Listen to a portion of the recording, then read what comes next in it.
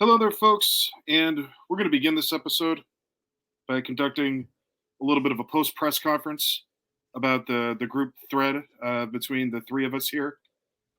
First of all, I'd like to start with mentioning that there were no injuries this week, so I'm pretty happy to say that. I think we did some really good stuff out there this week. I'm really proud of the old man fart video that got out there. We've been talking about that move for a while, and luckily you saw the benefits of it this week. I was surprised there at the toward the end of the first half with the Pete Davidson Beetlejuice side by side comparison. That was a nice surprise, but that speaks to the caliber of this team and the franchise. We have a couple of things we got to work on in terms of talking about AEW All In and where that's gone, along with FSU. We know there's issues there, but we're going to address that in practice, and we're going to be talking about that later on. I thought we did some good stuff in the third quarter there with that robot lady from Superman 3. I thought that was pretty good. Freaked me out. Still and then, we're not sure about what we have to do with Josh Brolin as the Green Lantern, but we're going to talk about it. But like I said, we saw some really good stuff out there this week. Any questions? Yeah, put me in, Coach. Welcome, everyone, to Dad's Turn to Talk. My name is Tarek. I will be the moderator for this evening. With me are always the other hosts here. First, we're going to start off with this show's very own towel boy, the one and only Josh. Josh, hello. That's an F. Really? The towel boy and the quarterback. What are you talking about? Well done, Derek. Well done. Yeah, exactly. Boy, no.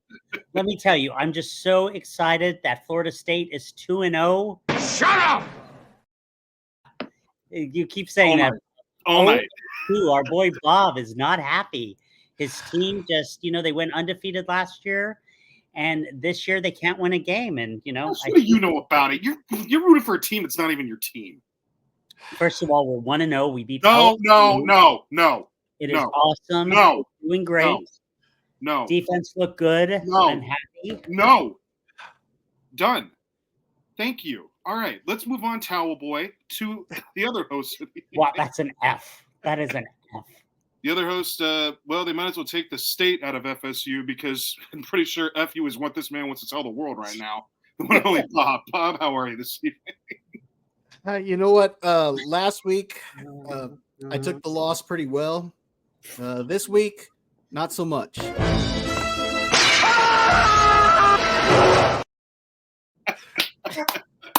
Great movie. Yeah, this week it wasn't quite so good. Not because I realized we were a bad team. I already told Josh we were a bad team. But at first I kept hoping to myself, maybe this just is confirmation that Georgia Tech and Boston College are the two best teams in the nation, and that's maybe why we look so bad. But that wasn't the case. But no, otherwise I'm doing okay. Tomorrow I'm planning on going to see Beetlejuice. You said it twice. Just say it once more. Come on. Come on, Derek. You promised last week you would do it, and you didn't. No, I did not promise anything. Yes, you did. Right. He didn't promise. He Oh, said maybe. No, I said maybe I'd do it. I give up. Strike two. Jeez. I give up. Bob, let me ask you a question. How many excuses did your dad make the other night with the loss? None, actually. Oh, really? It's kind of hard to make excuses with that product that was out on the field. Yeah. True. It's not Do good. we call it football still? Yes. Well, for the other teams, it was. Yeah. Oh man, that's rough. Well, folks, you've been wondering why we've been talking like this probably for the past 5 minutes now, and it's because it's here. It's here. Do you guys smell it? Do you taste it? Football, baby. Football, baby. Bob, hit it.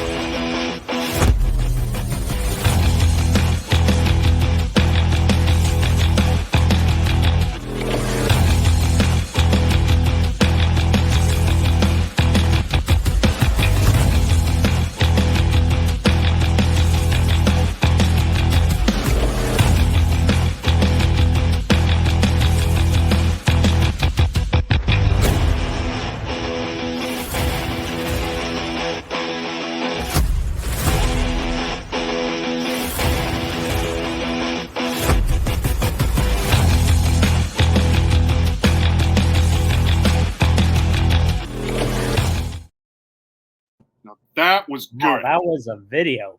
Yep. Yeah. And that is well done. Thank you for sending us to the promised land, Bob, which is where we're going to start this week. We're beginning with college football, the week 1 recap. Don't worry, folks. There's going to be plenty of football this episode. You know what you should be worrying about? Since we like football, do like our show. Feel free to do that. Thumbs up right at the bottom there. Subscribe right next door. They're very close. But feel free to do both. We'd love to have you join us here within our franchise. So let's talk College 1 recap. For some of us, it was fun and eventful. For others, not so much. But that's okay. Let's talk about it. We're going to be talking about the top 25. I'm going to give the rundown right now. Bob, I apologize, but we have to start with Florida State taking the L to Georgia Tech, 24-21. They were number 10 at the time. That was week 0. We got a second 0. loss to week 1. Week nothing. Number 11, Missouri, amply defeating Murray State, 51-0. Number 12, Utah, defeating Southern Utah, 49-0. It was a wonderful week of blowouts. Number 22, Kansas, defeating Lindenwood, 48-3. Number 24, NC State, defeating Western Carolina, 38-21. Number 16, Oklahoma, defeating Temple, 51-3. God, why bother? Georgia defeating Clemson, which was I didn't think they were going to get beat this bad, but it was 34-3 Georgia. Number 2, Ohio State taking on Akron. They won that game 52-6. Oregon, number 3, defeating Idaho 24-14. Closer than you think. That was closer than you think. Yeah. Number 4, Texas defeating Colorado State 52-0. Why bother? And this is double why bother. Alabama, number 5, defeating Western Kentucky 63-0. And if you thought that was bad, just you wait. Number 6, triple why bother. Triple why bother. Number 6, Ole Miss defeating Furman 76-0. Wow. That may be the worst. That may be the worst one I've ever seen. Number 7, Notre Dame defeating number 20, Texas A&M 23-13. Ooh. Yeah, sorry. Number 8, Penn State, West Virginia. That game 34-12 to the Nittany Lions. Number 9, Michigan defeating Fresno State 30-10. Oh, God, this is also bad. Number 15, Tennessee defeating Chattanooga 69-3. Way to get that field goal in, guys. Oklahoma State, number 17, defeating South Dakota State 44-20. Kansas State, number 18, defeating UT Martin 41-6. 19, Miami defeating Florida 41-17.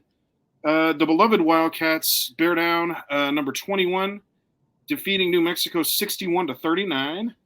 Number 25, Iowa defeating Illinois State 40-0. I'm not even going to mention the other one here because it's a waste of time and it's not worth this program. It's money and resources. So we're going to skip that one. And I won't mention what happened to Florida State either, Bob. So that's it.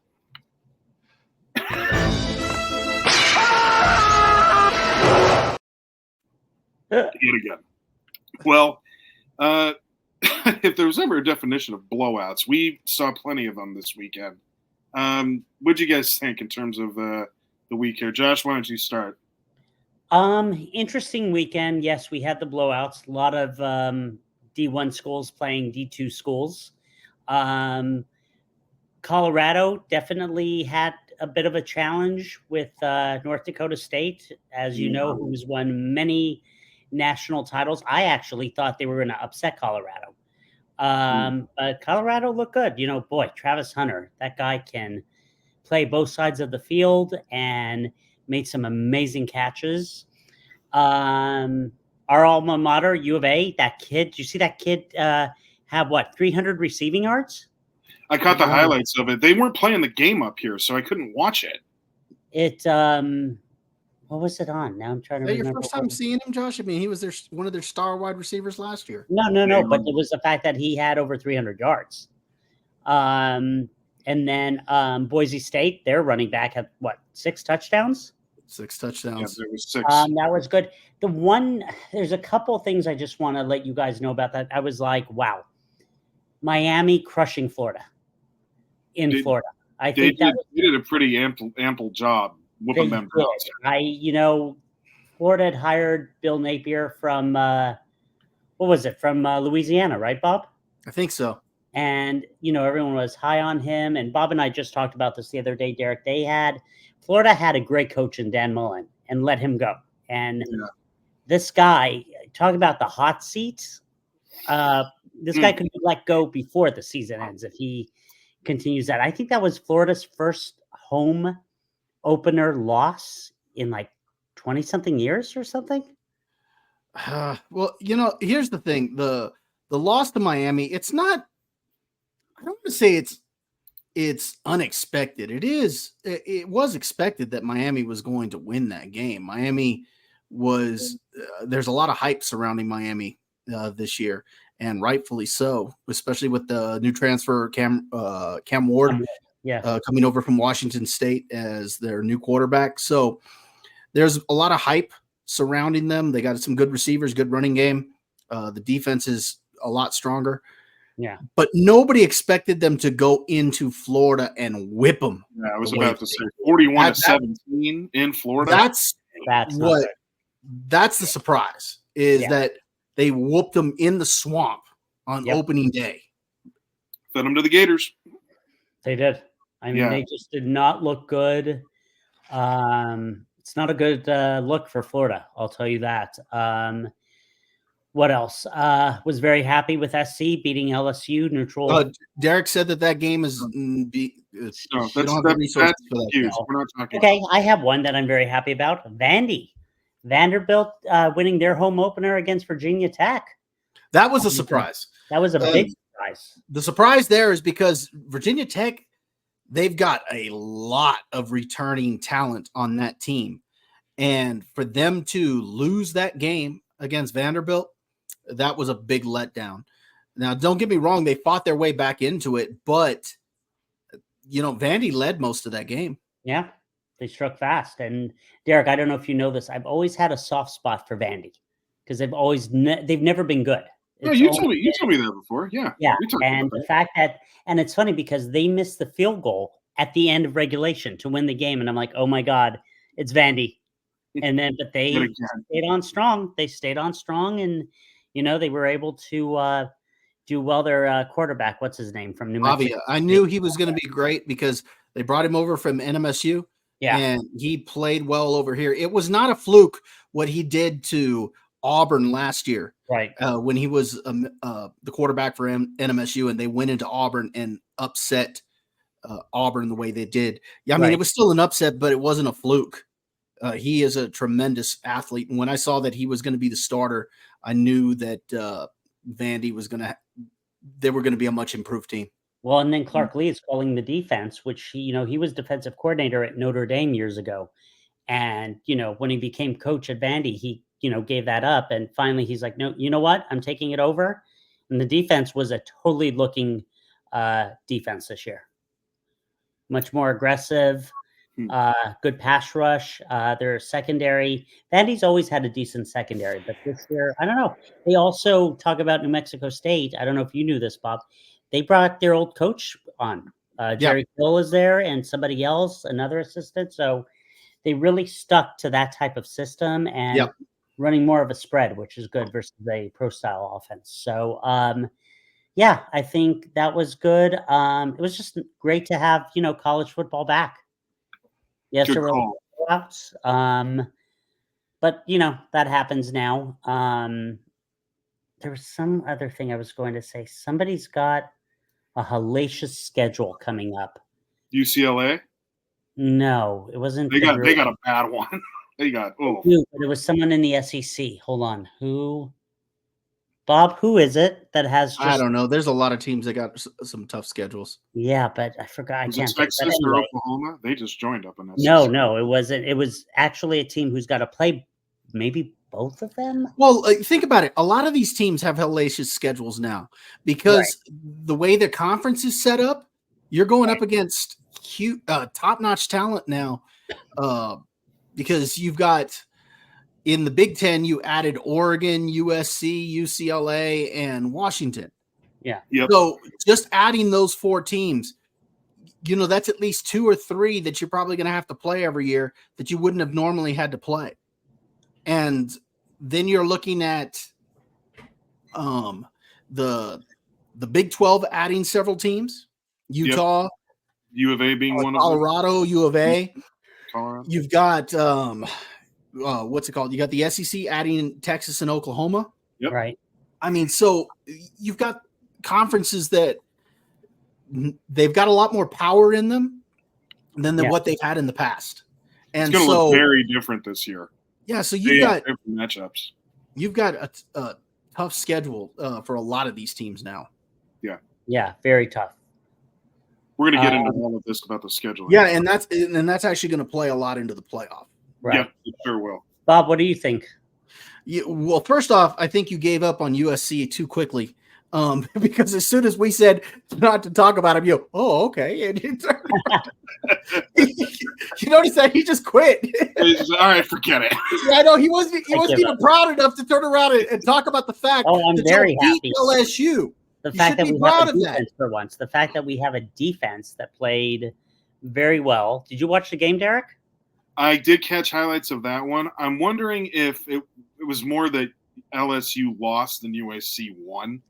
No, Derek. Actually, I do think USC won that game. However, I did tell Josh that I think LSU got too conservative in the second half.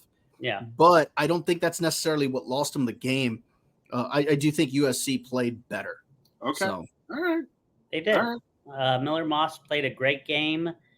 Our running back, our receiver branch is excellent.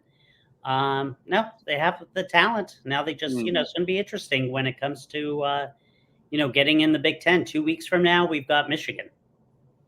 No, that's that. Michigan. The four teams that went from the Pac-12, which is now evaporated, the four teams that went over there, they're going to have a rough go of it. Yeah, they're in for a fight. Derek, did you see the? I told Bob this. This is so funny. Oregon State and Washington State, I guess, has every game on the CW, and I went to watch some of it, and I look at the logo, and it still says Pac-12. Yeah, they're still considered the Pac-12, but they're playing like an independent schedule. Yeah, because and Pac-2. They tried to get like a deal with the Mountain West or something like that. Yeah, and it fell through, so they're going to go independent next year. Well, they'll get into a conference eventually. I don't think that's going to last. I would play a tough conference. Honestly, say they don't next year, I would play a tough tough schedule. So if you do well, you get in the playoff. Yeah, but you also gotta be careful on that because it could backfire. Okay, yeah, we'll get into that in a minute. Okay, so go ahead, Bob. Go ahead and finish. All right. So after you gave up on USC too quickly, yes. Some of the other things that I thought of. First off, Florida State sucks. He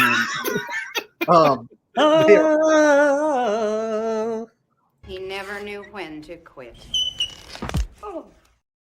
Thank you for that. So, now I love how Derek has this right. Thank you for that. Now, yeah, they suck. I don't know what else to say. They suck. And I'll tell you what, I was so looking forward to college football, and that put a quick it was like they took a pin and popped my balloon, Popped your bubble. So they burst the bubble very quickly. But as far as some of the games go, just some of the things that I thought, I was a little shocked by how close the Oregon game was.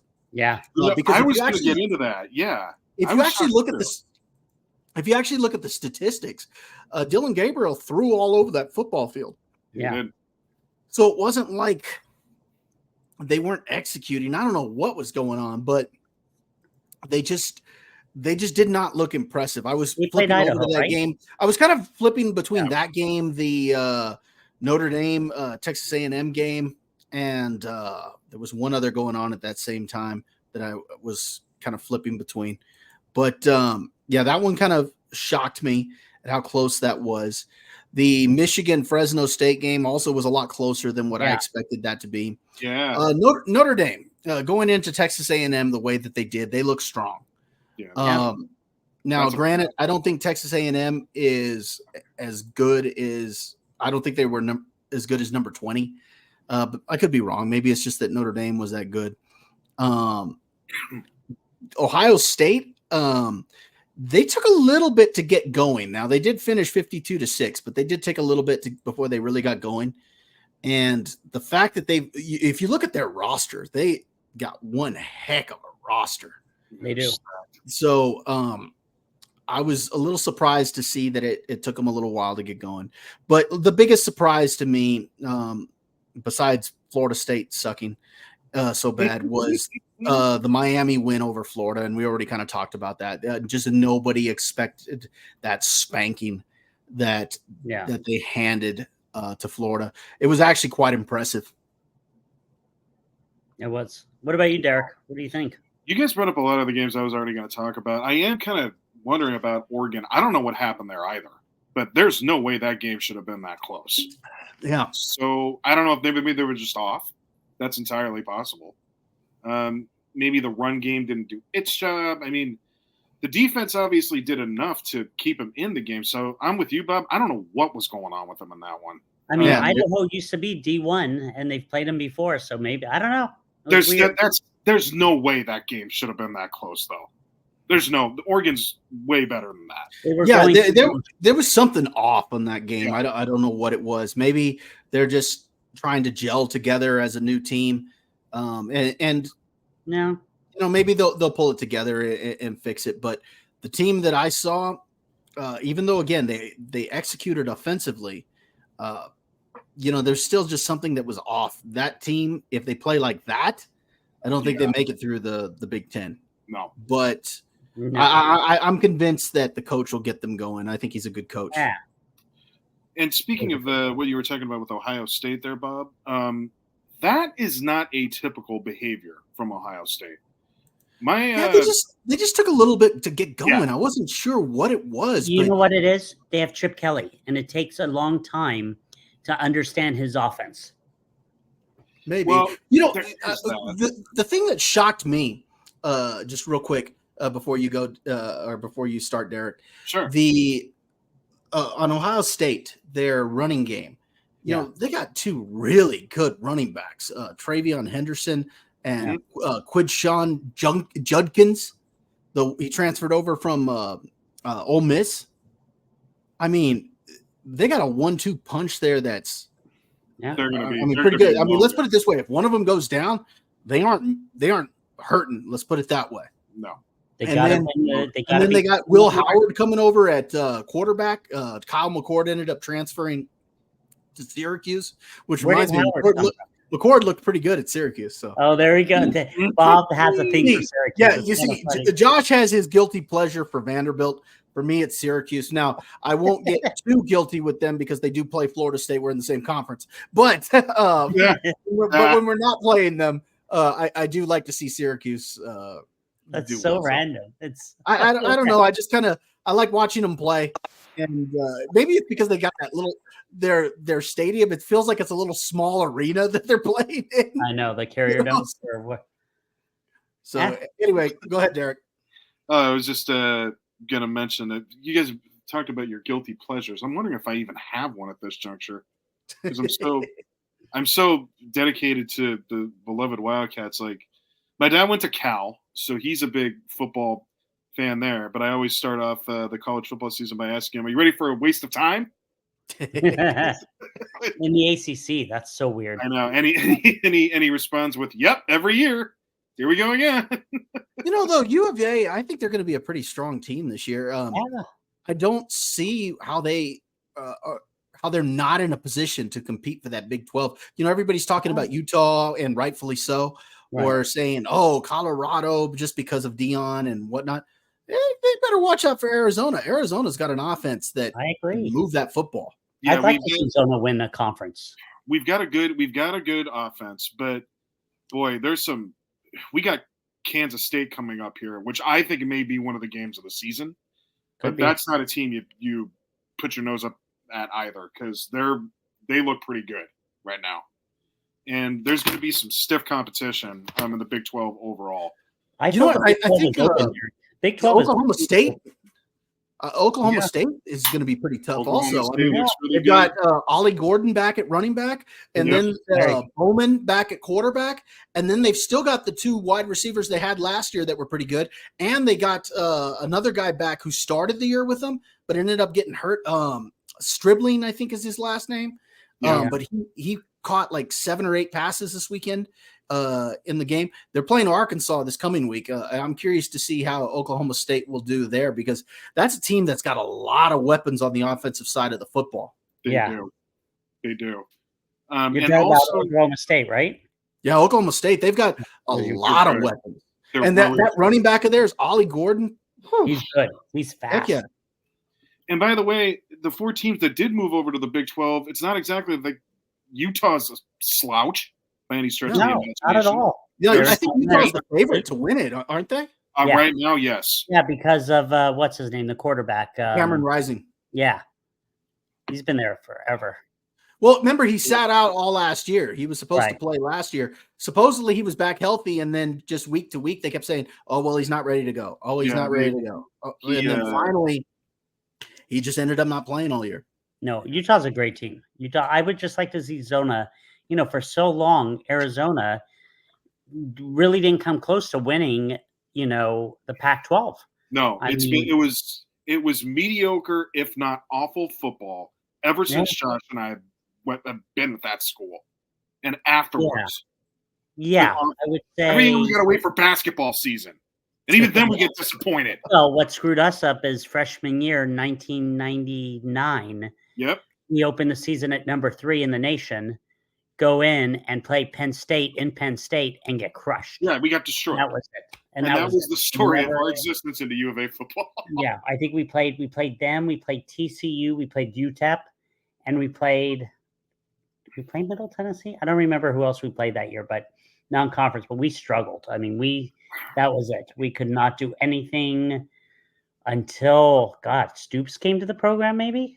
No, I would even go, maybe Stoops, but even then, he was kind of a roll of the dice, depending on who we were up against and which week it was. Yeah, Really, I it think was that Fish. better. Fish was the guy that did it. That was it. Yeah. No, He got us they to a look, bowl game. When is that? He got us to a bowl game last year. When was the last time you remember that happening? yeah, offensively, they got some weapons, and he's done a good job putting his offensive talent together. Mm-hmm. So Who's the coach now? Oh, God, what's his name? I can't honestly. I did not know because I remember the old one went to Washington. Jeff Fisher. Yeah, he or did. whatever his name. Fish did. Fish went up there.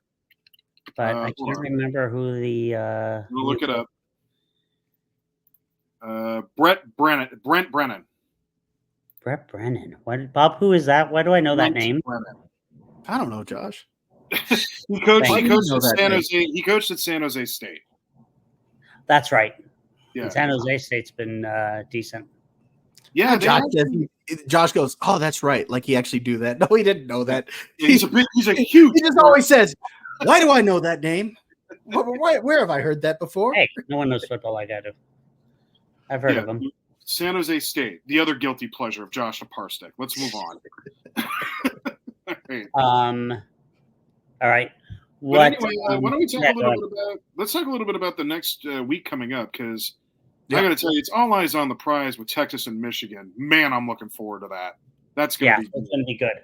Yeah, Um, that's go gonna be ahead. that. That's easily the game of the week, or at least it should For be sure. the game of the week. Well, it is the game of the week. Everyone's going to be. But I do think there's a couple on there that could be kind of interesting. Oregon and Boise State could be kind of interesting. yeah, Oh, there you really? I go. didn't even We're know talking- that. Wow. Utah and Baylor might be okay. I mean, Yeah. we'll see. All right. Oklahoma State and Arkansas, I already mentioned that one. I think Right. that one is going to be a pretty good game. That could be really good. Because I think if you look at Arkansas's quarterback situation, they brought over the quarterback from Boise State last year, Taylor Green, Hmm. and he's got some. He's a playmaker, so Yeah. I think he'll fit right in, and I think that could be a pretty good game. And then Kansas State and Tulane. That could be should- good. I was good. going to mention that one. Yep, good call. And then you still got Iowa and Iowa State going up against each other. Yeah, rivalry. Rivalry You know game. what? This one, I'm curious to see about this one. Louisville and Jacksonville State. Simply because Jacksonville State has a history of playing teams pretty hard. I know I do think Louisville will win in that, but don't they have Rich Rodriguez as their coach, right? I think so, but yeah, they have a Georgia Tech and Syracuse could be a good game, and the last game that could be really good, NC State and Tennessee.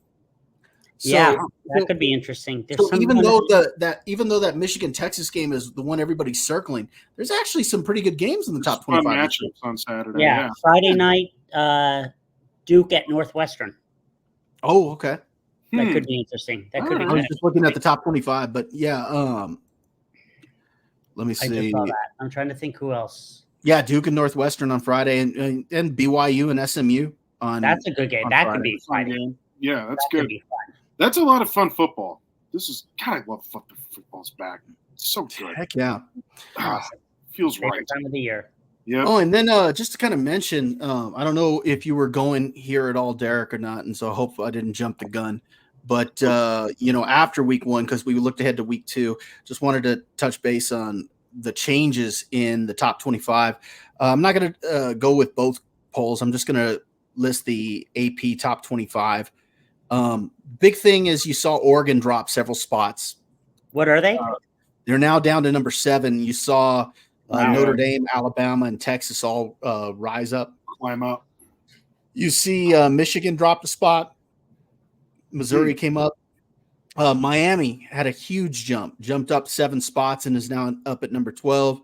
Wow. USC jumped up 10 spots. They're up at number 13. Yes, I saw that. LSU dropped 5 spots. They're down to 18. And you saw Louisville and Georgia Tech both come into the top 25.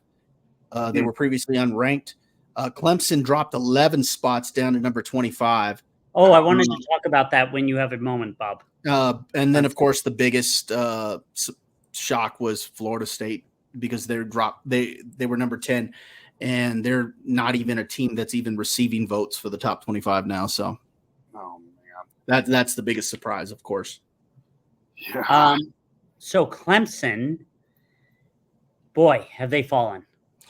You know what? Okay, I don't know if it's that they've fallen. I think if it's my opinion, I think you've got Georgia, and then you've got everybody else. I really think Georgia has so much talent still on that football team. Well, they've got they lost a few skill positions, but they're still strong at quarterback. They still got what's her quarterback's a lot of talent all across the board. What's that? What's the quarterback's name? Isn't it Beck? Yes, I was thinking of Bowers, but that was the tight end from last year. But honestly, Georgia, you're right. But was it you that told me, Bob? Why is Clemson scheduling the number 1 team in the nation? Like, as their first game? Wait a minute. Aren't you the one always telling me that you need to turn around and schedule top talent, not to schedule the little team? Now you're changing your tune? Well, no, I'm talking about like Clemson, who sits there and has been struggling. But here's the thing. Let me ask you something. If USC had lost to LSU, would you be saying that you need to schedule top talent? Or would you be saying, no, we need to pull back? No, what I've always told you, and you know this, is like teams like Coastal Carolina, who, a couple years ago were decent, but then they couldn't get in because of their schedule. I always told you, and you know this, Bob, that Coastal Carolina needs to play a tough schedule.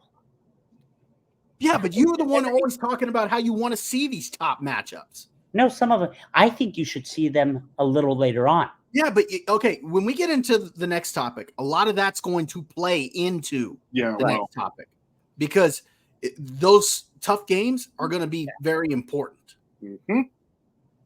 Right. It's also changed now because of the conferences. Yeah, there's a lot of things that are different now, and yeah, we'll get into that. Yep. I will say this about Clemson, though. I think they're still a good team. I mean, Bob's right. There's Georgia, and then there's everybody else. But honestly, Clemson's still good. Maybe they're not as good as they have been previously, but they're still pretty loaded. Like if you put Clemson up against, if you put Clemson up against most of the college football teams out there, I'm pretty sure they'd still be very competitive. I think they'd win the majority of their games. It's just that the way Georgia's built. Georgia's a whole nother animal. Yeah, I mean, keep in mind, Georgia lost that game to Alabama, and a lot of people still felt that the playoff should have been Washington, Michigan, Georgia, and Alabama. A lot of people felt that should have been the playoff. Now, I disagree with that because I think you still need to earn your spot. But given the way they say that they were supposed to pick the 4 best teams, you can make an argument that Georgia was still one of the 4 best teams, even with that loss to Alabama last year. And they didn't. It doesn't look like they've missed a beat. I mean, they came out and stomped Clemson into the ground. Yeah. All right. True. Well, that was a heck of a recap. That was good. That was good. Anybody else got anything they want to say about week 1? No.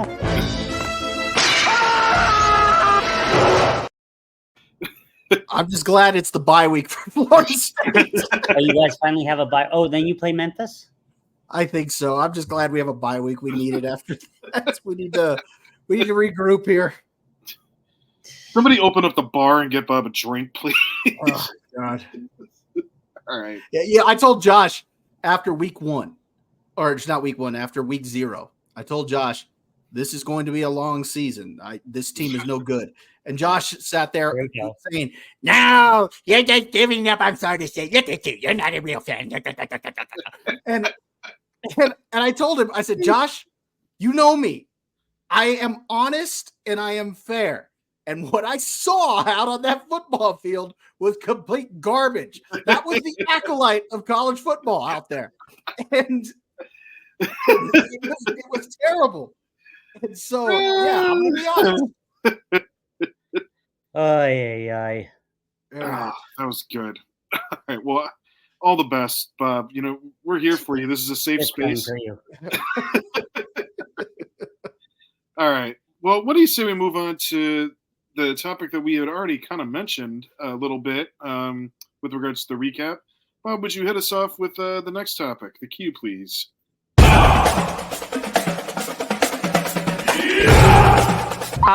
Playoffs? Don't talk about it. Playoffs? Oh, the greatest line ever. I just hope we can win a game. Playoffs? All right. Well, folks, we just talked about this a little bit ago. There are many changes as we've seen for this season. Plenty of you, I'm sure, already know them. But we're going to talk about some pros and cons about what we see in terms of the way things have changed. So what I'll do is I'll just go down to some of the notes that I have here in terms of what has changed. You guys call some stuff out. If I'm missing anything, feel free. Right. But obviously the biggest one is that we do have a college football playoff change. We're moving from a 4-team format to a 12-team format. A 4-team format is not a playoff. It's never been a playoff. That was dumb, and I never liked the idea of it. They just did that because they probably didn't even know how to rank teams right. So luckily now we have some competition. That's great. But it is going to be. Derek? Can I say one thing real quick? Yes, I'm so glad where we're at now. But Bob and I have been watching a long time. It was at least better than what we used to get. Yeah. I mean, for years we didn't even have a playoff there. It was computers. The BCS was the beginning of trying to get a number 1 versus number 2, but so many years you weren't even guaranteed a number 1 against number 2 in a bowl game. So because of that, it was nice to at least try to get it. But go ahead. Sorry. All right, no problem. So that is going to be the 5 conference champions. The 5 conference champions, the top 5 conference champions, are going to receive automatic bids. The remaining 7 teams are going to round out the field. The top 4 teams will receive first-round buys. So that is how that is going to work. Also, things that are happening here, 2-minute warnings are going to be added. That's an NFL staple that they're now adding to college football. They're going to have collaborative replay review. There will be sideline interviews, radio helmets, sideline tablets like we do see in the NFL as well. There's also going to be some Division I restrictions around countable coaches. And, of course, the big conference changes that we had already mentioned before. So that's the rundown I got. Is there anything I missed that you guys want to bring up here too? Just not really to like anything that you missed, just to kind of add on to. So with 12-team playoff, you get the top 5 conference champs. So you get your 4 main conferences. So your ACC, your Big 12, your Big 10, and your SEC. Your conference champ automatically goes. And then those are probably going to be the number 1, 2, 3, and 4 seeds, most likely, because the next spot goes to the Power 5 or the non-Power 5, or not, I guess they're not a Power 5 anymore, the Power 4. So the non-Power 4 conference champ with the highest ranking. So you're going to get one of those group of 5 in there. So you'll get a team like a Boise State, or you'll get a Memphis or somebody like that. You'll get somebody out of left field that normally would not be in the playoff, but they're going to get an automatic bid. But the way they're going to seed them is they're going to seed them based on their ranking. So if they're ranked number 8, like in the top 12 or whatever, then they'll be seeded number 8. But if they're outside of the top 12, then they automatically get the number 12 spot. So that's the way they're going to do that. Thanks for listening. But I like the fact that you're going to get these Cinderellas in there, because that adds a little bit of intrigue to the playoff. I agree. Josh, to you, did I miss anything, or did I get it all? No, you got it all. All right. You got it all. I think, yeah. One last thing. The 2-minute warning, it's not a 2-minute warning, because no, it's a 2-minute timeout. Timeout.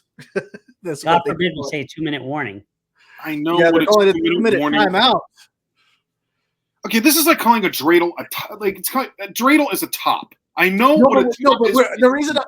The reason I pointed it out is because every single announcer this weekend, well, for what's new for college football this year, we have the 2-minute timeout. Now, this is like the 2-minute warning in the NFL, but we're not calling it the warning. It is the 2-minute timeout. So it's a 2-minute warning. Emphasized that it was the 2-minute timeout. Just call it the 2-minute warning. What is? Oh, I don't have time for this. All right. Yeah. Anyway, so what do we like? What do we dislike? Let's start off with you this time, Bob.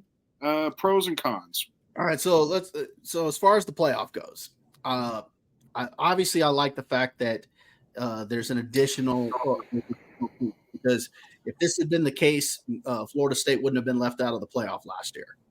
And also, I like the fact that it makes winning your conference very important. Yes, one of the things that I didn't like about, I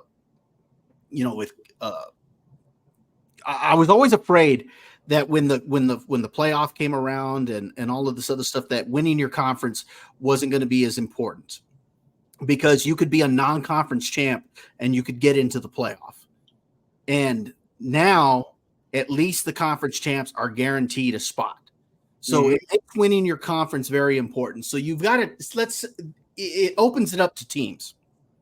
So let's say you're a team like LSU. They're a perfect example. They lost a game to USC, non-conference game. Under the old system, they lose one other game, they're probably out. But because it was a non-conference game, as long as they do well in their conference, they could still end up getting the automatic bid if they were to turn around and win the SEC. Or and they could even lose a couple of more non-conference games, but turn around and win the conference and automatically get in. So I like that, because it makes the conference important, but it also makes your scheduling very important as well. Because if you don't win the conference, you need to be ranked high enough in order to guarantee yourself a spot to get in. You want to be able to, be ranked at least in the top 10 to have a shot to get in there.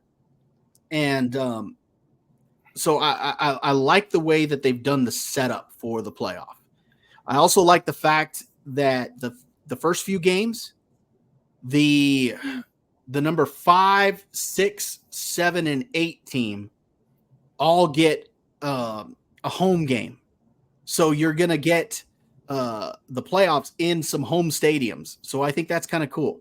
And then when they get under to the next round is when they're actually going to break it up into the traditional bowl games. So I think it'll be real fun to see that this year, see how it plays out, see who gets in. It should be a lot of fun. It should be intriguing. I also like the fact that Notre Dame can't get higher than a number 5 seed. Yeah. And that makes sense because they don't play for a conference championship. And they kind of consider the fact that they're not playing for a conference championship as a bye week. So let's say they were ranked number 1 in the country. They still could only get the number 5 seed because technically they're not playing an extra game like some of these other teams are. So that's kind of their bye week. So I think that's fine. And I like that they took that into account. So overall, I like that. The one thing, do you want me to go ahead and say what I don't like, or do you want to? Yeah. We can do the cons too. Go for it.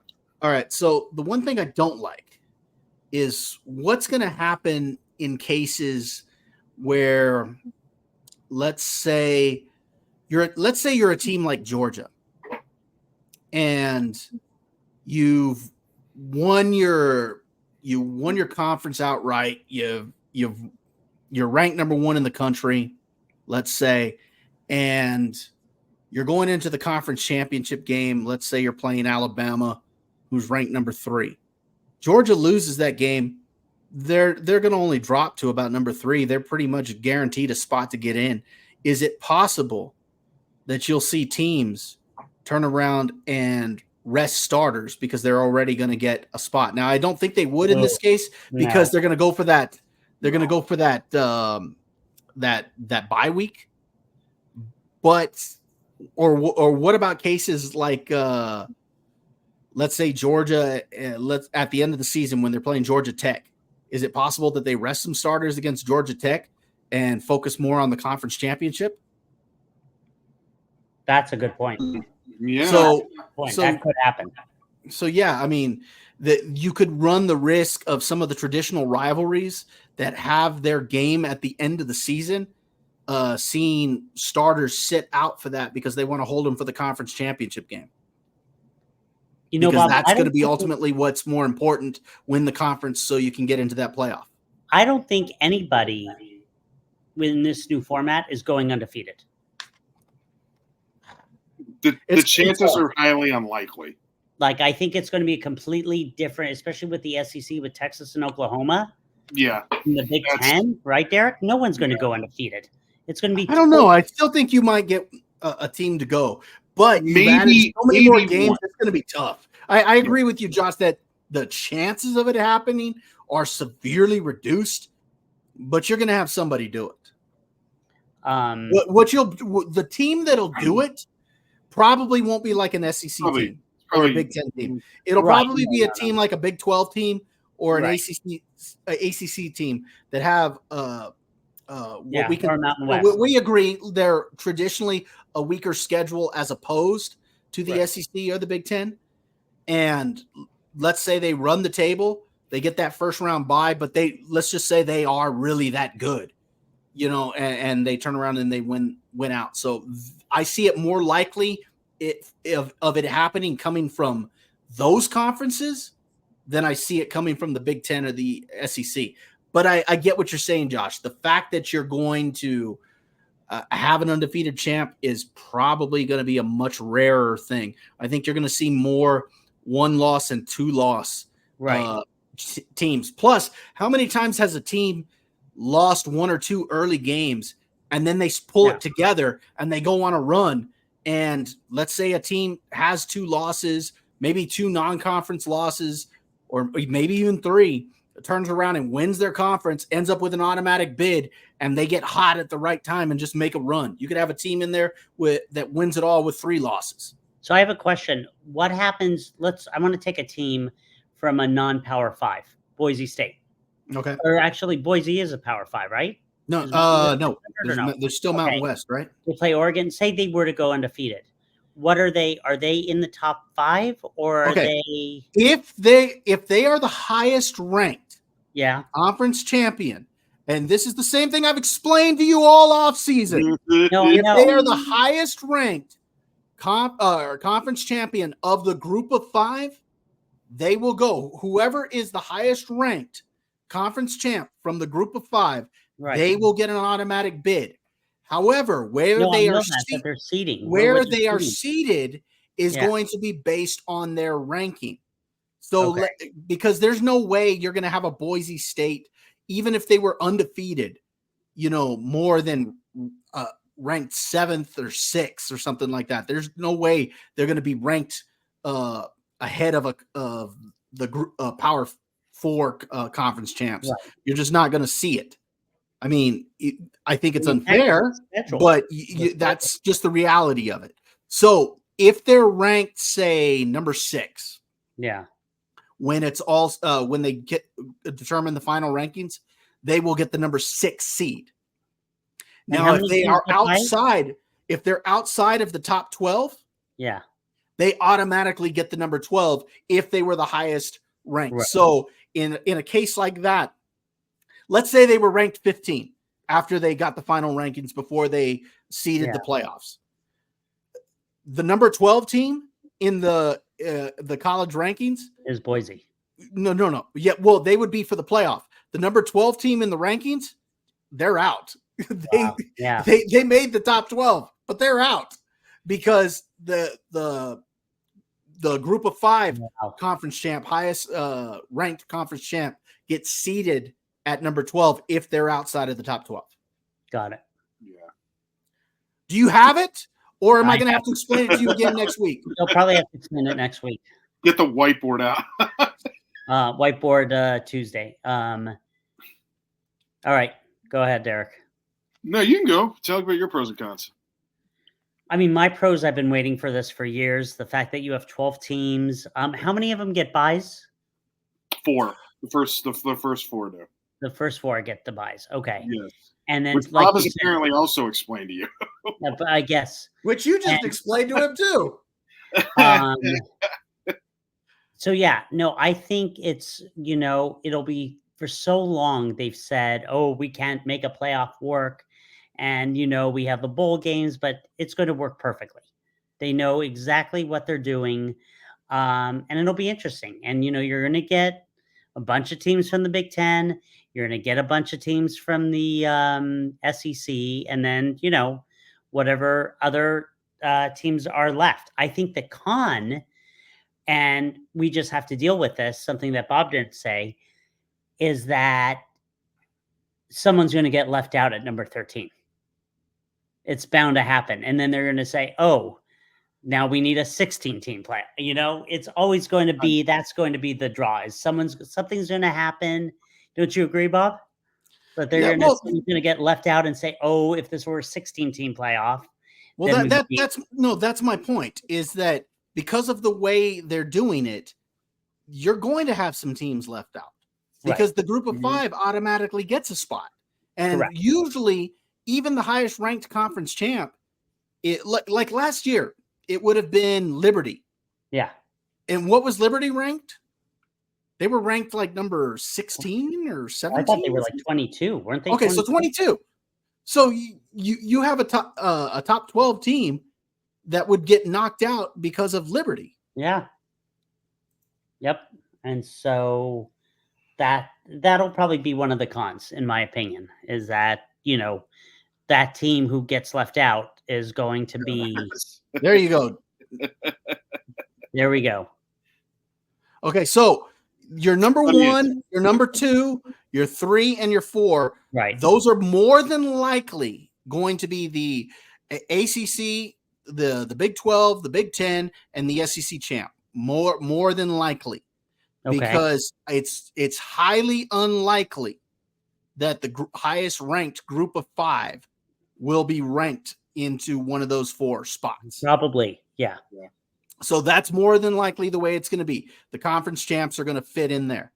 Your group of 5 will be seeded anywhere from 5 to 12, depending on what their ranking is. And Notre Dame is in there, right? You said Notre Dame can only be seeded. Yes, that's 5. The other thing. Notre Dame can only get as high as number 5. So if they're ranked number 2 in the country, by the time that the final rankings come out, they're automatically getting the number 5 seed because they did not play a conference championship. They need to get into a conference. It's Well, so So ridiculous. this is essentially how it's going to play out. Your first round, you're looking. It's going to be December 20th and December 21st. Right. So those are going to be home games for the number 5, 6, 7, and 8 seed. Correct. Then the next games are going to be played. It looks like about 10 days later Where at? on New Year's Day weekend. So on New Year's Eve and New Year's Day. And those are your traditional, some of your traditional bowl games. Rose Bowl. Um, There you go. Yeah. So you're going to get some of them there. Rose, sugar. And then you're going to get the semifinals on the other 2 New Year's 6 games. So, That's cotton so- and orange. so the normal New Year's 6, they're going to rotate for the quarterfinals and the semifinals. Right. And then your national championship will be on January 20th in Mercedes-Benz. All right. Right. There it is. What do you think, Derek? Pros and cons. Well, okay. I love the fact that we're getting a playoff where every game is going to matter and every inch is going to count. It's setting it up for some really awesome matchups this season. They set it up in a way where you have to pay attention now. You're not going to want to miss a week. And I don't think college football really had that feel before. So I like how they set that up for everybody to really want to pay attention. Because to Bob's point, with the way these are going to start climbing and dropping, you have to keep up. So that will be fun. It's going to be a lot more intrigue this year than A past lot years. more intrigue. Ton. Let's say like That's Florida. I great. make fun of Bobby about Florida State, but let's just say Florida State like wakes up No, they're out. and wins They're out. No, They're if out, Josh. Why did again, now I'm going to have to explain it to you again. Why? Why are they out? They have 2 losses in the ACC, and you Thank don't think you. anyone else. I'm saying if everyone beats each other, which you said the other day.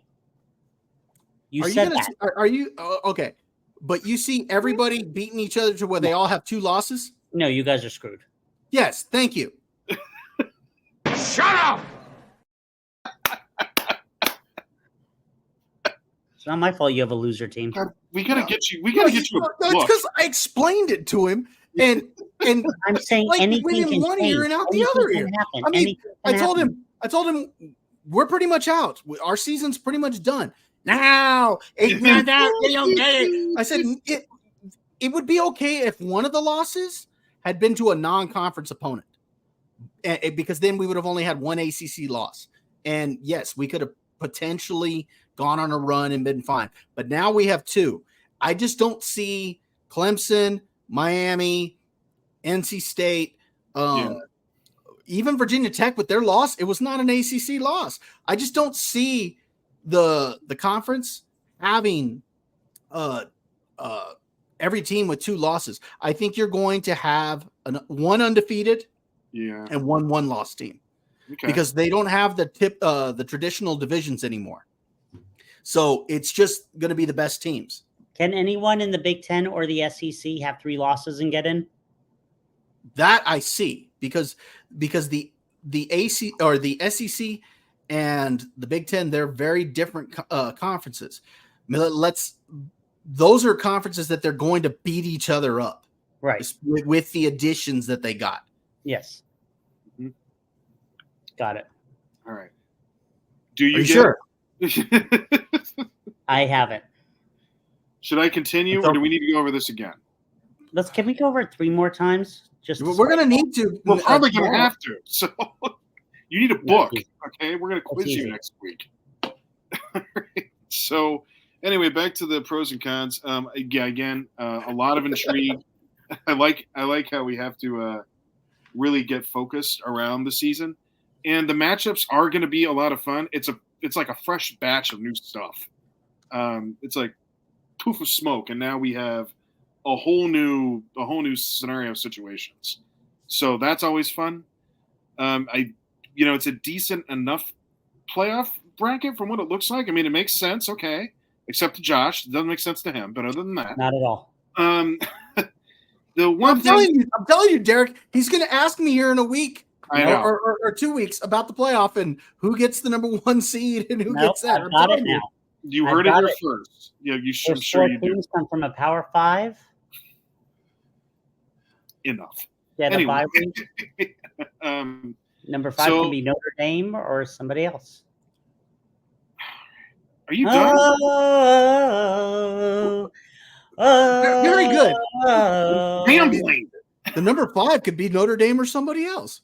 Duh. Look at that stupid look on your face, Bob. Look at you. There's Jeez. another individual who we've invited to this podcast called Captain Obvious, and that's what Josh is. You know what? You get an F for tonight, okay? You get an F for moderating. You get an F for being you, okay? I'm sick of this. I'm sick of both of you, okay? Both of you get Fs. Okay. Bald All little freaks. Jesus. All right. Here's I think the cons. I don't see why they have to get more NFL like. I think the kind of the point of college football is the fact that they're not the NFL. It's its own thing. We get excited for that. It's the 2-minute timeout. No, it's not. It's the 2-minute warning. Stop. And don't tell me differently. You're trying to mimic the NFL. Okay, just admit it. So I mean it's more just like a small little tidbit. The big con is, I think, something that's always unfortunately going to happen within the college football system, or maybe college sports system for that matter, is that it's a numbers game and there's going to be too many teams and it's all going to be pretty objective.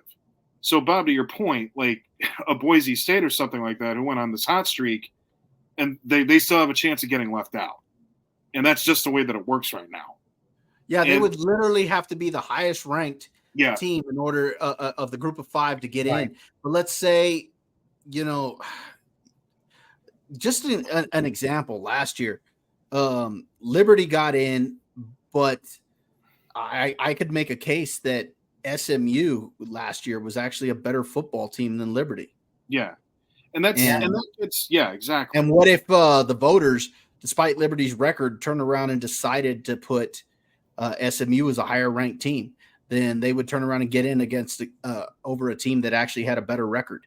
So, I mean, yeah, you still got the subjective side of this to where I know I've heard other, I've heard commentators talk about it and analysts say that it's almost like figure skating. Yeah. Yeah. Yeah. And luckily, I mean, the 12-team playoff tries to take some of that subjectiveness and turn it into an objective winner, but you still got the subjective side. Who's this ranking and who's that? And eventually you're gonna, like you said, Josh, you're gonna have some people that are gonna get left out. Yeah.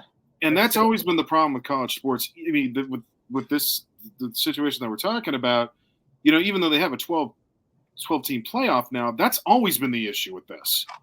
And that has not changed.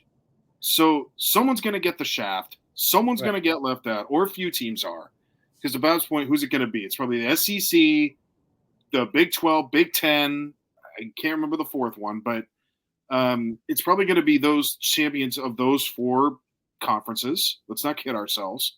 Yeah, it's going to be them. They're going to they'll get the number 1, 2, and they'll get the 1 through 4 seed. Period. Yeah. The ACC, the Big 12, the Big 10, and the SEC. They're going to be the number 1, 2, 3, and 4 seats. Number 5 is either Notre Dame or somebody else. The thing that, and I've mentioned this to Josh, what I'm afraid of, and I should have mentioned this with the cons, is that because the way they've restructured these conferences, you're missing out on a lot of traditional rivalries and games that you would normally get. And now we're going to get new ones, but you're missing out on those. But the issue is that they've stacked the Big 10 and the SEC so much that the majority of the remaining 7 teams are going to come from the Big 12 the Big 10 and the SEC. Yeah. Because you're going to get the 4 conference champs.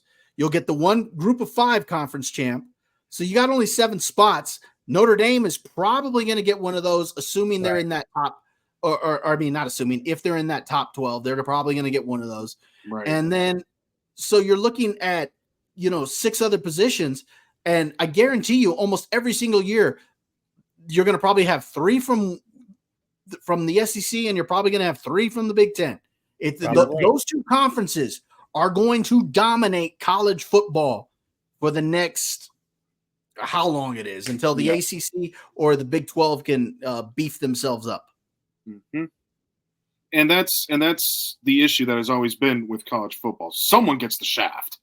It's just the way that it works. And Derek, you talked about earlier about when we were talking about the playoff and that college football is better. And Bobby and I mentioned to you about the BCS and the computers. Actually, before that, Bob, remember this? Like, you didn't even have that when you had it like years ago when we were young. Like, the winner of the ACC went to the Orange Bowl, no matter what. The winner of the Pac-12 or Pac-10 at the time went to the Rose Bowl. Winner, it was always Big Ten, Pac, no matter what, right, Bob? Yeah, the conference champs were tied in to specific bowl games regardless. So that's why I say that you never were guaranteed a number 1 versus a number 2 in a bowl game. Now, sometimes they tried to make it happen, but it's because of those tie-ins, you just didn't have it. Where now, when the BCS first came around, they tried to get around that, and they were able to do some of that. But it's hard to determine a champion when a computer's turning around saying, well, these are the 2 top teams. So they gave it back to, the voters, by having a playoff committee. And so even then you've got just a group of people turning around saying, okay, well, these are the top 4. And like you said, Derek, that's not really a way to do a playoff. So, I mean, I think it's better what they're doing now, but it doesn't address the original problems. Yeah, it goes back to your original problem. Mm-hmm. There are going to be teams left out, period. That's just the way it's going to work. To numbers game. And I don't know if there's any way you can really help that. Yeah, it's just the way that it is. Yeah. And you got to take care of business. If you're, the 12th seed or you've got to take care of business. Well, here's a good example, Josh. Let's say that you have 2 group of 5 teams. Let's say Boise State, and let's say no, I won't say Memphis because they're in the same conference. Liberty. Okay, well, we'll say Liberty. So the 2 of them, let's say they both go undefeated. Yeah. And one of the 2 is going to get left out. I mean, that's just the nature of the way that it is. If Boise State went undefeated, they would have beaten Oregon. Yeah, but you see, that's where the scheduling is going to come into it, like we talked about, because you need to be ranked in that top. You need to be one of those 7 teams that are left after, or not. 7 teams after those top 5 have already been determined, or the conference champs have already been determined. Right. You need to get one of those spots, and that's going to come from scheduling. Yeah, and you need to schedule some tough opponents. Well, but that also leads to this point too, which is another con. There are some teams that are automatically going to get the shaft out of this too because of the scheduling, and that's also not fair. Now, this is football; you can't cry about it, but because of the matchups and because of the way people have moved around, like Cal and Stanford going to the AC, like that's first of all that doesn't make any sense. I know. Thank you. Yeah. Josh loved it, but it's just random. It's weird to see, like, you see Florida State. Oh, you love it. Be quiet. Cal. Yeah, because I got tired of Cal beating up. Have fun with Cal. Well, you weren't going to play them anyway. You got USC left. I know. So now you don't have to worry about it. Yeah. So I mean, it's just the way they did some of these conference moves, and this goes back to what I was saying. You're missing out on some of these regional games that you used to get, and I kind of hate that. You know what, Bob? Who's a big ACC fan? There's one team who came in who I would not want to play. SMU. Yeah, that's a good football team. Yeah, like SMU is going to disrupt things. Well, SMU, like I said, I would have made a case that last year they were better than Liberty. Yeah, so. Yeah, I mean, those are my 2 biggest those are the 2 I can think of, is that it doesn't address the original problem, and there's going to be some teams that just get squashed like a bug because of these changes. And some of the changes don't make sense at all. Now, I'm glad we're doing it this way again. More intrigue, so this should be fun. Yeah. But that's how I'm breaking it down. Yeah, it's gonna be an interesting year. I mean, I am looking forward to watching it. So I'm down. Well, Like, I was looking forward to watching it.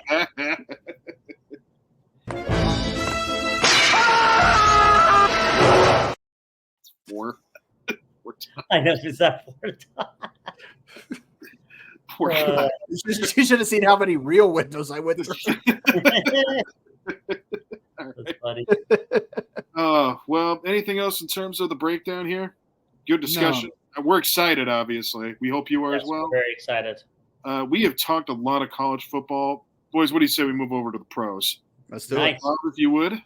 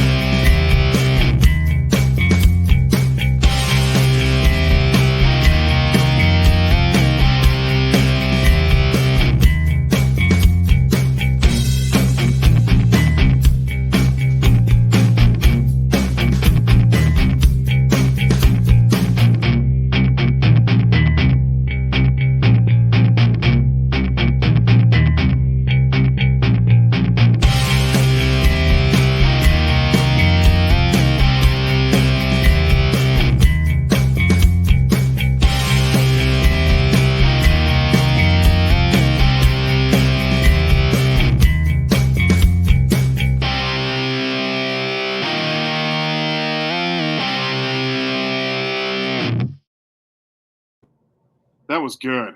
I like that one. I got Another upset one. about the Dolphins and Bills thing, but then you made up for it with the Dolphins and Chargers. Well, hey, I'm fair. You are. You know, I'm fair. Great hits, too. I mean, why? Why would I not include Tua throwing to Tyreek Hill? That was the talk all last year. Yeah, that was good. And of course, I have to include the 49ers. They made it all the way to the Super Bowl. I did leave the Chiefs out, though. So. Good. Thank you for that. I didn't want to rub it in too much, Derek. Oh, it's all right. I mean, maybe we'll get some revenge this year. We do play them, so we'll see what happens. But we are going to do week 1 preview for the NFL. Folks, when we say that the season is upon us, we're not kidding. It's right at our doorstep. Week 1 starts officially tomorrow, so we couldn't be any more thrilled. We're going to talk about a little bit of a breakdown here in terms of the games and the schedule. As we mentioned, it starts tomorrow night, and we're starting off hot, gentlemen. Baltimore, Kansas City, which I already cannot wait for. Yeah, it's going to be awesome. That gets us on a Friday, and not a bad matchup here either. Green Bay at Philly.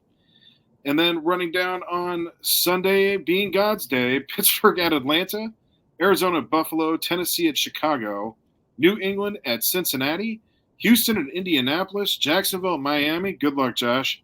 Yep. Carolina at New Orleans, Minnesota at New York, Las Vegas at the Chargers, Denver at Seattle, Dallas at Cleveland, Washington at Tampa Bay, and what a Sunday night matchup, the Rams at Detroit. And then, do you smell it? Do you smell it, Aaron Rodgers? Do you know what's coming? Monday night, Jets at, yes, the 49ers. So why don't we start off getting a little bit of a rundown here in terms of the matchups that we like. Josh, why don't you kick us off? Got to start out with my Dolphins against the Jaguars. I'm hoping this is going to be a much better year for the Dolphins. We need to beat the good teams. Last year, we did not beat the good teams. It showed. We lost to Kansas City in the playoffs. We were afraid to play in the cold weather. We need home field advantage. We need afraid to play in the cold weather. Oh yeah, they were terrified. They were not ready. Okay, that's not being ready is one thing, but being terrified to play in the cold weather. They were very uncomfortable. Let's face it. Okay, well, we'll say that. That's still not terrified. What if they walk out of the tunnel going, Can I talk? I know you want all the attention, but let me talk about my real team. You know, the team is going to win the Super Bowl this year. I already told you. I'm predicting them to get left out of the playoffs. I said open up the bar for Bob. Josh has been there already, clearly. Yeah. On it all night. Exactly. No, so I just think Miami's got to beat some good teams this year. And I love McDaniel. Both of you know that. I think he's a great coach. It just he's good. I feel the play calling changes when he's playing a superior team. I don't know. And We'll drives see. me crazy. Like, he's willing to go to Tyreek Hill when he's playing, a team that is not as good. And all of a sudden, when it's playing, a top team, they're like, oh, we're going to just try to run the ball, play conservative. No, you got to throw it all around. Other games that I'm looking forward to. Actually, I'm looking forward to Dallas at Cleveland, mainly because I can't wait to hear Tom Brady on the call and see how he is. And I want to see Cleveland take out Dallas so the Cowboy fans complain. It looks like Jameis Winston's going bye-bye from Cleveland, Bob. Sorry about that. What do you mean? I think they're trying to trade him. Well, who are they trying to trade him to? I don't know. They hadn't said. Pittsburgh and Atlanta could be an interesting game. Want to see Kirk Cousins, see how he plays for Atlanta. Hasn't, played in the preseason. Obviously, tomorrow night, Kansas City and Baltimore. Well, Kansas City's roll keep going, hanging up the other banner, getting their rings. What else? I'm trying to think what other game. Well, your Niners and the Jets. Let's go Niners, because let's face it, it's the Jets. It is the Jets, and we all know what's going to happen. That Niners defense is going to crush Aaron Rodgers. Well, I mean, to be fair though, I don't want to be too cocky about all this. They're playing Robert Saleh's team. Saleh used to run our defense. He knows Mike Shanahan pretty well. No, that is true. So I don't think we should approach it with arrogance, but I am approaching it with anger. Because I can't stand him. And then Detroit and Rams. I can't wait to see that one. That's gonna be a good one. That's gonna be a really good game. Who'd you say Tennessee's playing? The Colts? Divisional? No, that was Houston playing the Colts. Tennessee is playing Chicago. Oh, interesting. Okay. Also tomorrow night with Baltimore, can't wait to see Derrick Henry and Lamar Jackson. That dynamic. It's going to be a ton of power reads, and it's going to be interesting to see how they do. I wouldn't be surprised if Baltimore won that game. I don't think they will. Me neither. I will not be surprised. No, I'm right there with you. I think it's very possible they win. Yeah. I think the Chiefs are going to win that. They're in Kansas City. They are. We said that last year, though, and the Lions walked in and did it. They did. They won by a point. So, I mean, I do. I mean, obviously, you give the edge to Kansas City, of course. But if Baltimore did win, it would not surprise me if they pulled it off. I wouldn't be surprised. A close win. Kind of scratched by. We'll see. I mean, do they have the talent to do it? Of course, they have the talent to do it. I mean, they got one of the most comprehensive rosters. Yeah, their team is stacked, but so are the Chiefs. The Chiefs, they are. I think the Chiefs are better this year than what they were last year. Yeah. Well, let's put it this way: if there's a team that can do it, it's the Ravens. The thing is, when it comes to the Chiefs, the biggest thing holding the Chiefs back this year for the regular season, not for the playoffs, because I think they're gonna be great when it comes to playoff time. But I think the biggest issue they're going to have with the regular season is that they've already gone through this now 2 years in a row. If you throw in the previous Super Bowl appearances, that's what now? 3 out of the last 4? Yeah. So, eventually, it catches up with you a little bit to where it's like, okay, we got to go through this again. And I think that's going to hinder a little bit of the way the first part of the season goes, but I do think they're going to pull it together. Like I told you, I think they're going to be the number 2 or the number 3 seed. So, there you go. Josh, what else? But it should be a good game. Yeah. I think I honestly covered. Caleb Williams for Chicago. Want to see how, obviously he does against that Tennessee defense. What defense? I was about to say he's lucky he's got Tennessee. Yeah. You better consider this a gift. The other team that I'm curious about, and don't get me wrong, probably not good. Mm-hmm. And I know Derek so well because he'll say, oh, forget it.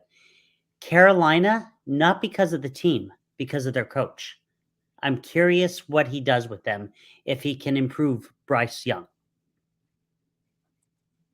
I don't know. He seems like he helped Baker last year. Your favorite, Derek's favorite. I'm just curious what he can do with Bryce Young, if he can improve. What do you think about that, Bob? I'm a lot higher on Bryce Young than you are. And do I think that he can pull it together? He's going to have more weapons to work with this year. We'll put it that way. Who do they? So I do think Deontay Johnson. they got what's his name? Leggett that they got, who came over, or not came over, but that they drafted. Where was he from? Of course, South Carolina. Okay. He was their first round pick. Okay. Oh, they And traded then- back in. That's right. Yeah, and then you're still going to have what's his name? You're still going to have Adam Thielen there. So I They do got think they're going to Deontay have. Johnson, right? Oh, who was that? They drafted that tight end out of Texas. I think his last name's Sanders. Maybe. But did you hear me say Deontay Johnson? Yeah. Oh, yeah. They brought Deontay Johnson, They and brought him that's a in. wide receiver who gets a lot of separation. So I'm curious to see how they're going to be. I do think he's got more weapons to work with, and I do think you'll see an improved Bryce Young. Now, whether he gets to where they need him to be is a whole nother question, but I do Right. think he'll be improved. Yeah, that'll be interesting. I'm just curious what they can do. Actually, also Bo Nix on Denver. I'm very curious what he can do. There's some big hopes for him this year. I mean, he's got the talent. I've watched him for years when he was at Auburn and Oregon. I thought it was a great pick, and I was glad that Peyton started him.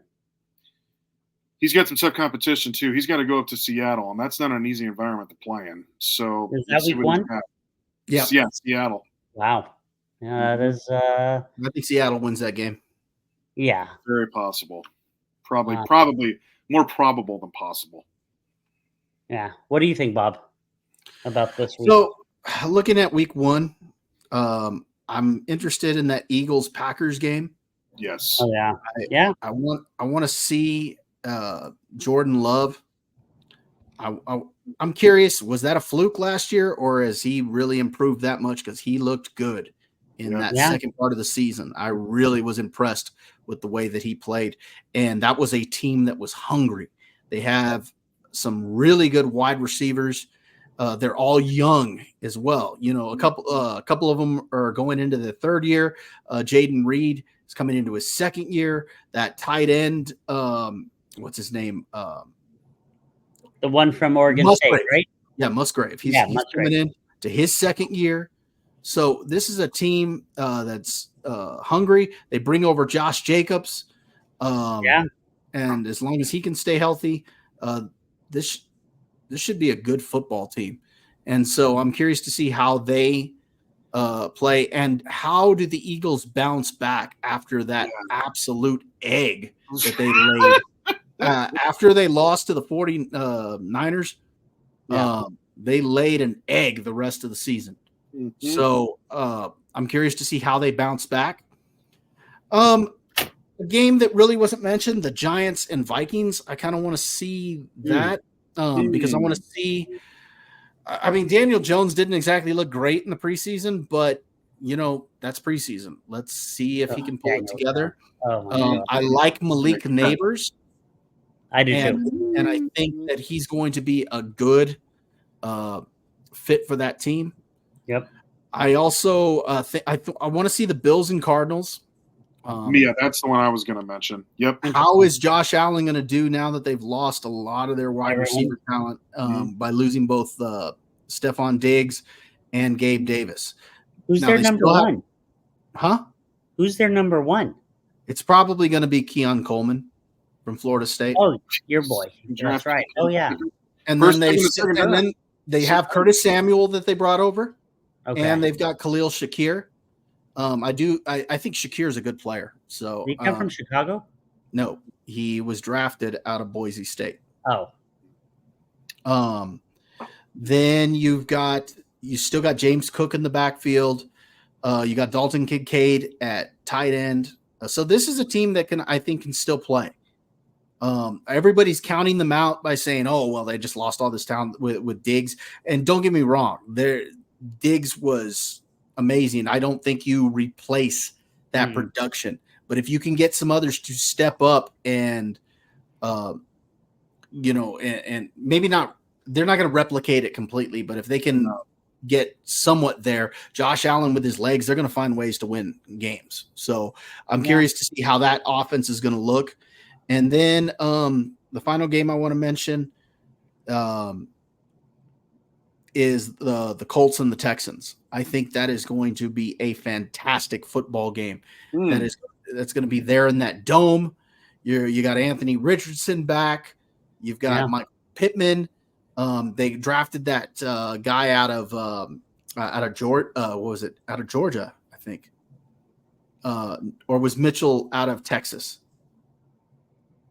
Texas, I think. Yeah, that's right. He played at Georgia and then transferred to Texas. Yep. So and so now he's there. So that's going to be interesting to see that offense. Of course, Jonathan Taylor, and then on the other side, you got C.J. Stroud. I cannot talk enough about C.J. Stroud. Josh will tell you, I thought he was the number one quarterback in that draft. I did not think it was Bryce Young, and I actually like Bryce Young.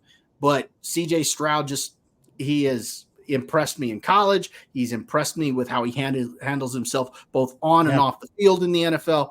I can't say enough about this guy. And then you look at what they have on the offensive side. They bring over Joe Mixon. They bring over Stephon Diggs. They already have Nico Collins. They got Tank Dell back healthy. Dalton Schultz at tight end. That is a loaded team. Now, if they stay healthy, there is no reason that team should not be the number 1 or the number 2 seed going into the playoffs.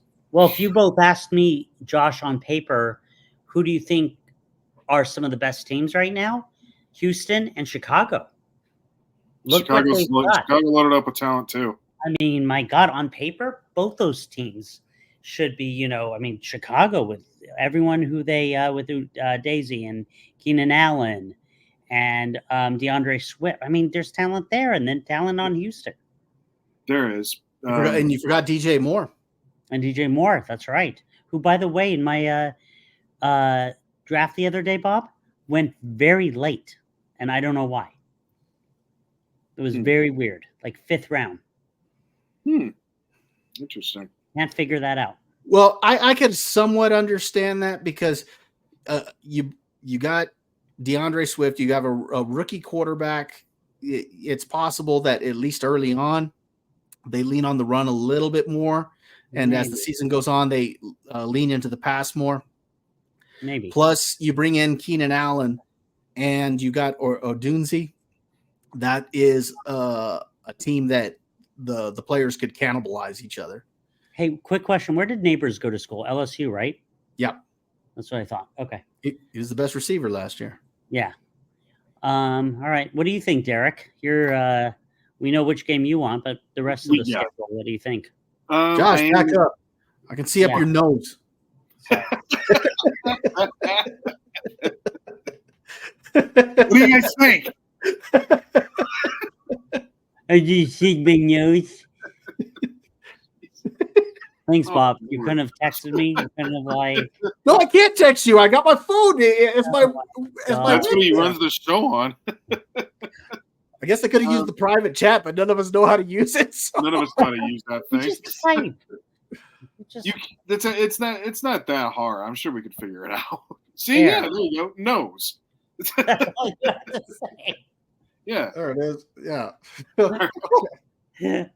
Okay, so yes, I'm of course interested in the last game of week 1. Like I said, I don't think it's going to be a cakewalk, but Josh says, "Thank you for embarrassing me on camera." Josh, we embarrass each other on camera every single week. Yeah, what do you think? What do you think we started this show is because we could get away with it? We are not professionals here, so yeah, you're watching the wrong kind of show if you're looking for professionalism. All right, so go ahead. All right, I am looking. God forbid when we end up going on anybody else's show. Oh yeah, we got to plan that. Yeah, we'll talk about that. We'll talk about that later. But I'm just. All right, so I'm looking forward to tomorrow. I think that's going to be a hell of a matchup. I think that has potential to actually be one of the best games of this week. So I'm excited for that one. We already talked about it, so I'm not going to go too much in depth with mine. You've actually covered a lot of the games I'm very interested in. I think Arizona and Buffalo is going to be really good. I think it's going to be a good football game. Where is it, in Arizona? No, at Buffalo. Oh, interesting. Buffalo is going to have to really find ways to get creative, as Bob mentioned. But Arizona is a dark horse, and it's a team that's on the rise. Marvin They got Harrison a good young coach. Yep. There's more to this team, I think, than people think. Yeah. And I'm telling you now, 49ers, you better keep your eye on them because we have to play them twice. So do not take them lightly anymore. So I'm looking forward to that, to see what happens with both teams, actually. Bob made a great point about Houston and Indy. That could be a lot of fun. Josh, if you are interested in the Dolphins beating a good team, well, Sunday you're going to have a chance to prove it. Yeah. Jacksonville's, they're not nothing to throw your nose up against. No, great talent on. I told Bob, I saw their roster the other day. Mm-hmm. Great talent. Like Houston will probably win the South, but Jacksonville should make the playoffs. The South should get 2 teams, and Jacksonville should be that other team. I think all the teams are going to come from the North in the wild card, but we Probably. already talked about that. Yeah. That's yeah. I don't know. We'll see. That'll be an interesting game. I'm not interested in the game, but I'm interested in seeing what the Chargers are going to look like, because I have a feeling that Jim Harbaugh has turned this team into a bunch of monsters. Probably, That's what he does with every team he's a part of. Yeah. It'll be a much different looking football team. Yeah, it will. Let's see. Dallas at Cleveland, whatever. I don't care if Tom Brady. I'm over that. But the last one I will mention, though, is the Rams in Detroit. That's going to be a barn burner, and I'm going to make an extra bowl of popcorn for that one, because that's going to be a heck of a matchup. I'm really looking forward to that game. That's going to be a great one. I can't wait. There's a lot of good stuff on this, and Philly and Green Bay too. Look, Philly did lay an egg last year, but this looks like a much different team. I don't think they're going to be the stinker that they were last year.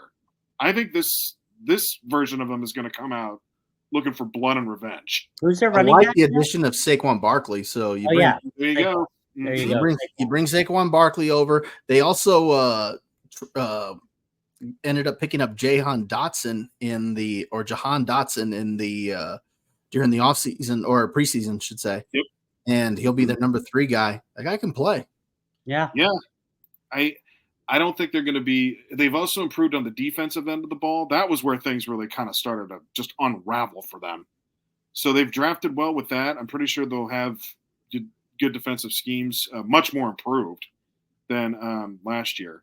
But to Bob's point, Jordan Love looked really good. So let's see what he can do. It's a good matchup. Oh, real quick, Derek. The one I'm really looking forward to seeing, I really can't wait to see OBJ's debut with the Dolphins. I think it's going to be pretty good. Not for 4 weeks. I know, Josh. That was the point. It's because he kept talking all offseason. We're getting OBJ. We're going to be great. And then he's like, now I got to wait 4 weeks. How much you want to bet he hardly plays this year? Of course, but we don't need him. Oh, Why you were say so that. happy to get him? You say that now, Josh. I mean, we'll see how he does. There was another. You know who I'm curious about? Washington. Yes. Yes, Jalen Washington's Daniels. Who was it? It was Derek. You're high on. You're incredibly high on Washington. I am. Okay. Quick question. Mhm. Who do you think has a better rookie season? Jaden Daniels or Caleb Williams? Jaden Caleb Daniels. Williams. No. What do you think, Not Bob? going to be Caleb. I kind of like Jaden Daniels. I'm going to be No way. honest. You're just saying that because Derek. No. Here's why. I think I've thought highly of Jaden Daniels as far as his rushing ability. I like McLaurin there. I don't think he's got the weapons to work with. but I think with what he's going to do with Washington is going to be more impressive than what Caleb Williams does. I think once that cold kicks in Chicago, and yeah, you're going to see it in Washington too. I think you're going to see both quarterbacks slow down just a little bit in the passing game, because that's just what you see. A lot of these quarterbacks, their numbers drop off when the cold weather hits. It's not that it's terrible. It's just that it's not as high as it was earlier in the season. And I think that's where Jaden Daniels' legs are going to carry him. So another team we have not mentioned at all, there's a couple of them, but New England. Why would you not start Drake May, Jacoby Brissett? I don't get it. I don't get it. There's nothing to talk about when it comes to the Pats. Okay, they've now reached They're their. not good. They're not going to make the playoffs, so it doesn't matter. No, they're not good. How about the Raiders? We didn't mention the Raiders at all. Also, not really anything to mention there. Until they get a quarterback, there's nothing to really talk about. What they've got? Not Minshew. No. I think he's great. Okay, fine. Yay. I probably would have played O'Connell, to be honest. Yeah, I would have. I've told you that I like O'Connell. He's a younger talent, and I think he did well enough for them last year when he took over as the starter. I think he should have gone into the season as the starter. Play him, see what you got with him, and if he doesn't work out, then you turn around and you draft somebody else coming out next year. But you don't believe in Minshew at all. I didn't say I don't believe in Minshew. I just said I would have gone with O'Connell. Right, but you said if that doesn't work out, you would draft. You didn't even talk about putting Minshew in. Look, Minshew has gone several different places, and there's a reason why he's gone several different places. I'm not saying that he's a bad quarterback. I'm just saying that when you look at Minshew, he's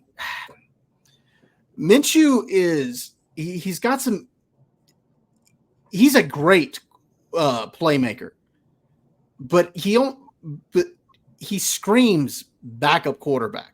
He's that backup quarterback that comes in and carries you off. He reminds me of a Nick Foles. Yeah. Who comes in and balls when you need him to ball. It's a good comparison. But every time he becomes the starting quarterback, he ends up losing the starting job because he just doesn't carry it. Like last year, he had to play all last year because of Anthony Richardson. But let's be honest, if Richardson hadn't gotten hurt, Minshew would have been on the bench all last year. Well, yeah. Mm-hmm. That's why I'm like, I think this Raider gig is a very good gig for him. No, I mean, he's got some talent to work with. Let's put it that way. I think obviously you got Devontae Adams, and you better feed him the ball, because if not, he's going to get unhappy and want to get out of there. And there's already talk that he wants out of there. And then I think you got Jacoby Myers. You brought in Bowers. So they got some weapons to work with. And then I actually like their running back, Zamir White.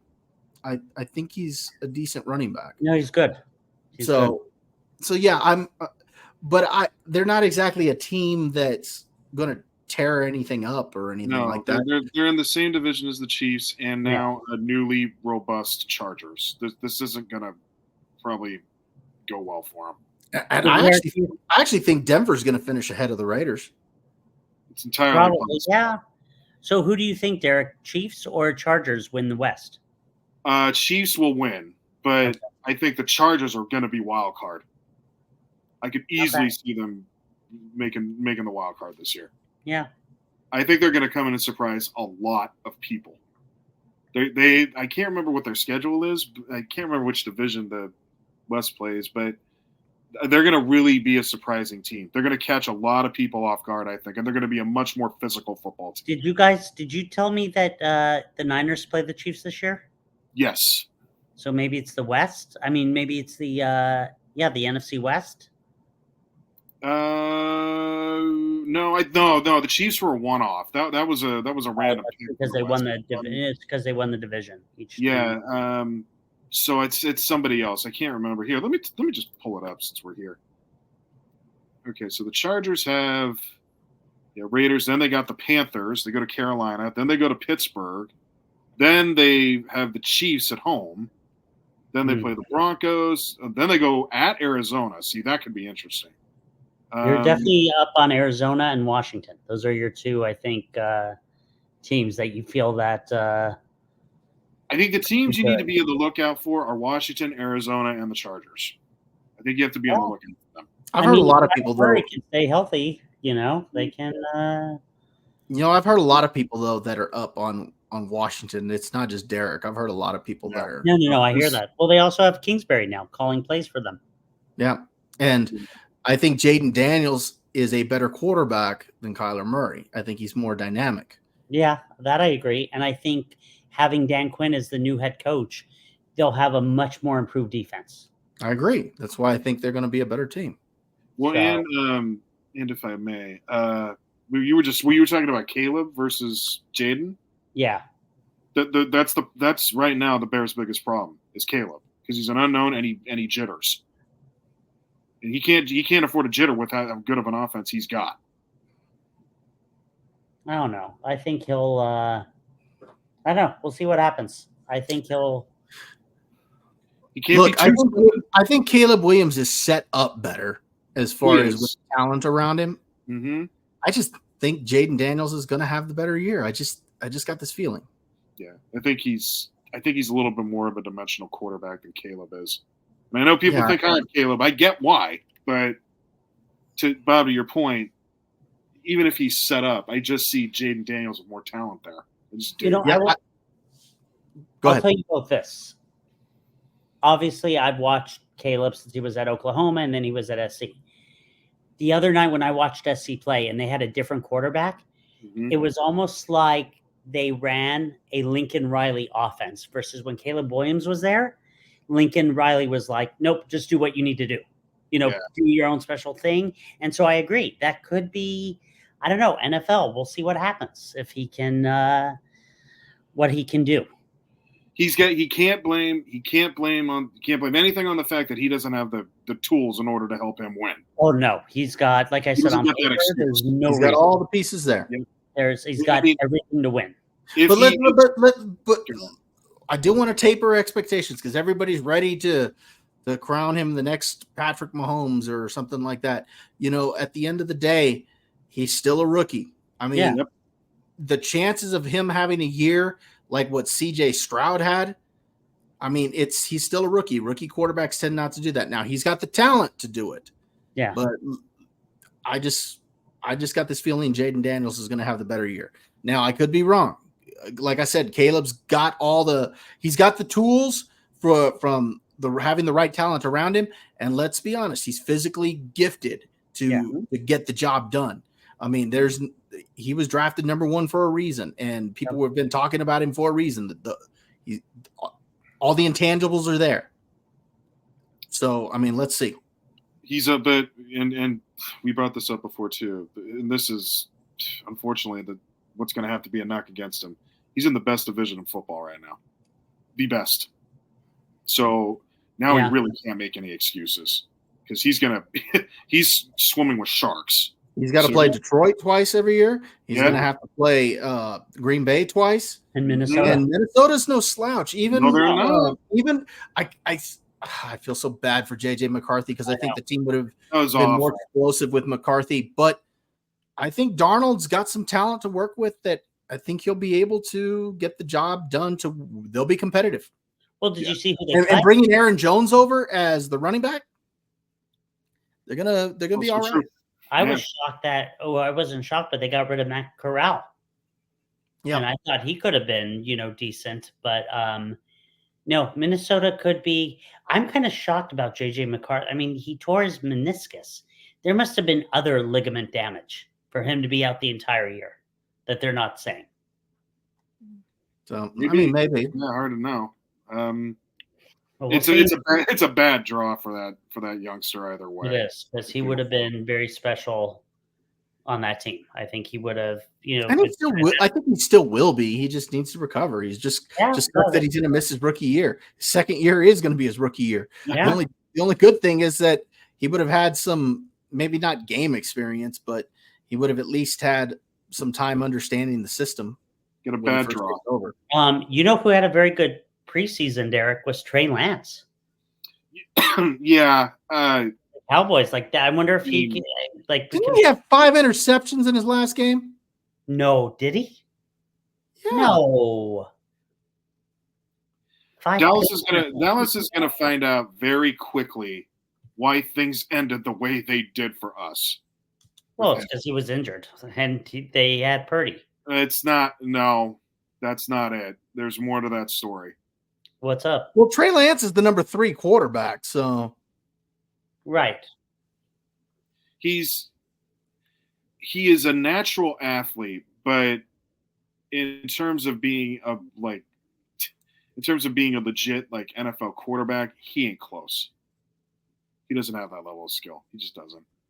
I know we have to wrap up, but you know what I thought about the other day? Those guys who were drafted, what was it, in 2017 or 2016? Look at it.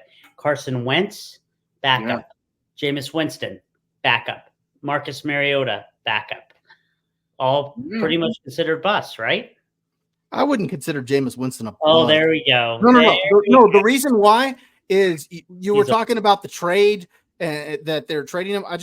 While I was looking after you mentioned that, he's rated as like the top backup QB right now in according to Bleacher Report or something like that. So because Jameis Winston's talent was never in question. That's not the knock on Jameis Winston. Interceptions. It's the interceptions. But like I said, I think he fits in well with what Cleveland tries to do, because they've got the type of team that they don't mind the interceptions as much because they're going to try to ball out. So, but it also, if you look at Jameis Winston, I mean, he did start for 5 years with Tampa, with the Buccaneers. A lot of these other guys that you mentioned didn't start that long. No. And I'm trying to think if Jameis needed to go to a team to try to start. I mean, the only one I can think of is the Raiders, right? Because everybody else seems to have am I missing? I mean, maybe the Vikings. What about the Seahawks?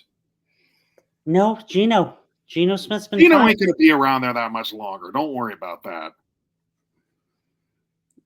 I mean, I feel he Seattle could be good for him, actually.